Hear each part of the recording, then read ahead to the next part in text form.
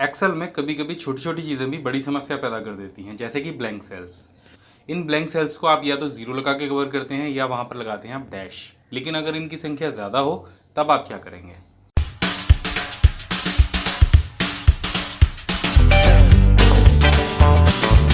नमस्कार, मैं अभिमन्यु भारद्वाज आपका स्वागत करता हूं my big gate smart class में। और आज के इस वीडियो में हम सीखने वाले हैं एक्सेल में कैसे आप ब्लैंक सेल्स को कवर कर सकते हैं या फिक्स कर सकते हैं। तो ये वीडियो लास्ट तक देखिए, ये आपके बहुत काम आने वाला है। तो जैसा कि आप यहाँ पर देख रहे हैं, हमारे पास एक टेबल है और इस टेबल में हमने कुछ स्टूडेंट्स के नंबर फीड कर रखे हैं। अब यहाँ पर बीच बीच में कुछ ब्लैंक सेल्स भी रह गए हैं। आमतौर पर हम ब्लैंक सेल्स को मैनुअली एक एक करके वहाँ पर डैश लगाते हैं, और ये अगर टेबल बड़ी हो तो ये काम बहुत लेंदी हो जाता है। तो इसको शॉर्ट में करने के लिए आप केवल ब्लैंक सेल्स में कैसे डैश या ज़ीरो लगा पाएंगे, उसका एक बहुत आसान तरीका है। आप पूरी टेबल को सेलेक्ट कर लीजिए, कंट्रोल F बटन को प्रेस कीजिए, तो आप यहाँ पर देखेंगे आपको एक टैब दिखाई देगा रिप्लेस का। यहाँ पर फाइंड वर्ड में आपको ब्लैंक छोड़ देना है और रिप्लेस विद में आपको कर देना है ज़ीरो। ये बहुत सिंपल तरीका है सारे ब्लैंक सेल्स को कवर करने का। अगर आप डैश लगाना चाहते हैं तो यहाँ पर डैश टाइप कर दीजिए और इसको रिप्लेस ऑल कर दीजिए। तो आप देखेंगे आपके जितने भी ब्लैंक सेल्स थे वो सभी कवर हो जाएंगे, फिक्स हो जाएंगे, वहाँ पर डैश आ जाएगा। अब इसका दूसरा तरीका ये है कि यहाँ पर अभी हमने जो टेबल थी वो पूरी सेलेक्ट की थी। अगर केवल ब्लैंक सेल्स को ही सेलेक्ट करना हो तब आप क्या करेंगे? तो सबसे पहले इस टेबल को सेलेक्ट कर लीजिए जिस भी हिस्से में आपको ब्लैंक सेल्स को फिल करना है। अब कीबोर्ड से F5 बटन को प्रेस कीजिए। यहाँ पर आप देखेंगे गो टू का डायलॉग बॉक्स खुल जाएगा। अगर आप यहाँ से नहीं जाना चाहते हैं तो आप फाइंड एंड सेलेक्ट ऑप्शन पर चले जाइए। यहाँ पर भी आपको गो टू का ऑप्शन मिल जाएगा। दोनों तरीके से आप गो टू को ओपन कर सकते हैं। यहाँ पर आपको स्पेशल का ऑप्शन मिलेगा, इस पर चले जाइए और यहाँ आपको ऑप्शन मिलेगा सेलेक्ट में ब्लैंक्स का। जैसे ही आप इसे सेलेक्ट करके और ओके करेंगे तो जो आपके ब्लैंक सेल्स हैं वो आपकी पूरी टेबल में से सेलेक्ट हो जाएंगे।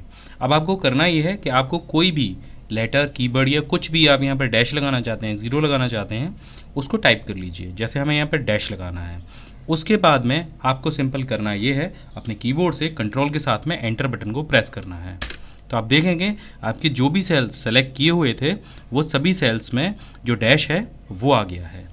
इसके अलावा अगर आप इन सेल्स को डिलीट करना चाहते हैं, जो सेल्स ब्लैंक हैं उनको आप डिलीट करना चाहते हैं, तो भी आप सिंपल यहीं से डिलीट कर सकते हैं। आपको सिंपल ये सेलेक्टेड सेल जो हैं, जो अभी हमने सेलेक्ट किए थे, उन पर राइट क्लिक करना है, डिलीट के ऑप्शन पर जाना है और यहाँ पे शिफ्ट डिलीट अप के ऑप्शन को आपको सेलेक्ट करना है।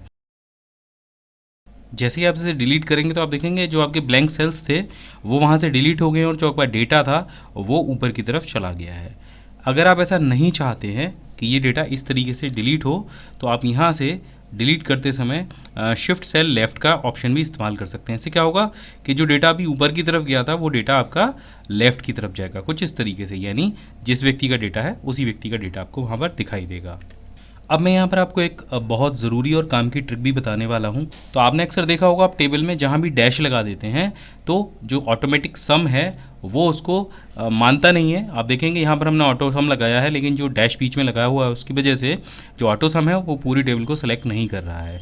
अब इसका इलाज क्या है कि आपके टेबल में डैश भी लगा हो और वो उसको नंबर भी माने। ये दोनों चीज़ें एक साथ में कैसे हो सकती हैं? तो सिंपल आपको करना ये है, आपको अपना टेबल सेलेक्ट करना है, नंबर फॉर्मेट पे जाना है, नंबर फॉर्मेट पे आपको जाना है कस्टम पर, और कस्टम में आपको सबसे नीचे जो टाइम के नीचे एक फॉर्मेट दिखाई देगा, आप देखेंगे यहाँ पर टाइम लिखा हुआ है, उसके नीचे एक सेकंड फॉर्मेट दिखाई देगा, इसको सेलेक्ट कर लीजिए। यहाँ पर ये कुछ इस तरीके से आपको दिखाई देगा, इसको ओके कर दीजिए।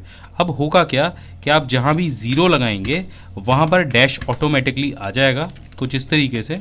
देखिए जहाँ भी हम ज़ीरो कर रहे हैं किसी भी फिगर के सामने, वो ऑटोमेटिकली ज़ीरो जो है वो डैश में कन्वर्ट हो जा रहा है। और जब हम इसको टोटल करेंगे, यानी कि ये है तो ज़ीरो, लेकिन जब हम ऑटो सम का इस्तेमाल करेंगे तो आप देखेंगे ऑटो सम कंप्लीट आपकी पूरी टेबल को सम करने के लिए तैयार है। वो ये मान रहा है कि यहाँ पर ये जो फिगर है वो ज़ीरो है, और जब आप इसी सेल को सेलेक्ट करेंगे तो आप देखेंगे आपके जो फार्मूला बार में ये जो फिगर है, जो आपको डैश दिखाई दे रहा है, वो असल में ज़ीरो है। तो अगर आप कहीं भी अपने टेबल में चाहते हैं कि आप डैश दिखाई दे लेकिन जो फिगर हो वो ज़ीरो हो, तो आप जो नंबर फॉर्मेट अभी आपको बताया है उसका इस्तेमाल करें। आशा है ये वीडियो आपको पसंद आया होगा। अगर ये वीडियो आपको पसंद आया तो हमारे चैनल को ज़रूर सब्सक्राइब कीजिए और बेल आइकन को दबाना ना भूलिए। और हमारी वेबसाइट www.mybiggate.com को देखना ना भूलिए, क्योंकि आपको वहाँ पर मिलने वाले हैं ढेर सारे कंप्यूटर से रिलेटेड टिप्स और ट्रिक्स। हम हमेशा आपके लिए ऐसी वीडियो लेकर आते रहेंगे।